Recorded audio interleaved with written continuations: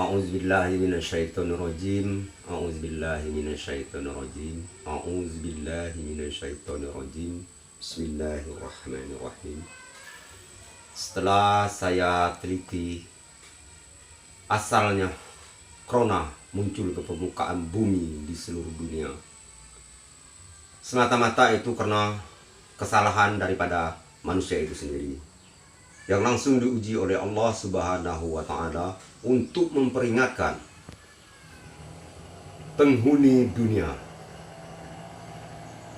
Coba kita lihat dan kita pantau dalam kehidupan manusia-manusia yang ada di atas bumi ini. Pertama,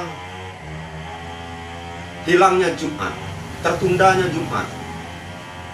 Sedangkan Jumat itu sahnya Jumat 2 khutbah dan 2 fardu Jumat. Sedangkan di dalam khutbah banyak yang tidur, banyak yang masih di luar masjid, ada yang baru pergi dari rumah. Setelah ditanya lagi khutbah, sedangkan khutbah itu menyukupi 4 rakaatnya. Wajar kalau Jumat ditunda oleh Allah, bukan pemerintah, Allah yang menundanya. Yang kedua, tertundanya Maulid Nabi Isra Mi'raj. Semua orang berbondong-bondong datang ke masjid pelanggar cuman untuk mendengarkan tertawa. Apa yang dibincang itu sebanggi besarnya membuat orang-orang menjadi tertawa, terbahak-bahak di dalam sarana ibadah, di dalam rumah Allah. Itu juga tidak disalahkan oleh pemerintah. Allah yang memerintahkan pemerintah untuk menunda, supaya kita berpikir tempat ibadah adalah rumah Allah, rumah yang dimuliakan oleh Allah. Kita menyalahgunakannya. Setelah itu ditundanya haji ataupun umroh, itu juga salah di kita. Yang pulang dari umroh perilakunya seperti sebelum umroh, jadi sio-siolah gawe umroh. Apalagi tertundanya haji, ini sangat-sangat luar biasa. Sedangkan haji itu melengkapi rukun daripada Islam. Apabila kita pulang dari haji, perilaku kita sama juga tidak berubah, maka sia-sia gawe kita. Maka kata Allah, akan kutunda keberangkatan untuk memenuhi rukun-rukun Islam. Disinilah perilaku kita di atas dunia ini yang sudah tidak lagi seimbang antara kehidupan dengan alam sekitarnya. Satu-satunya mungkin Allah menurunkan suatu peringatan, yaitu melalui corona. Inilah yang menyangkut seluruh isi dunia. Kalau perilaku kita, akidah kita sudah tidak kita pikirkan lagi, maka jadi apa dunia ini? Tegaknya Islam karena ulama, seimbangnya dunia karena perilaku. Inilah sama-sama kita membenahi di kehidupan dunia, di kehidupan yang beragama, supaya lebih berpikir untuk kedepannya.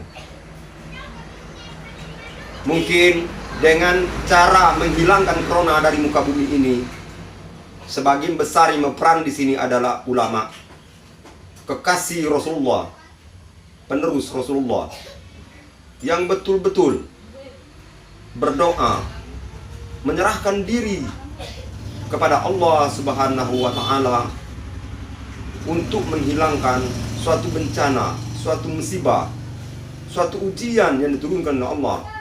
Asal dari Allah, kembalikan kepada Allah supaya kita menjadi tenang. Allah tidak ada ingin hamba di atas dunia ini dalam keadaan resah, gelisah, kalau kita tidak membuatnya sendiri.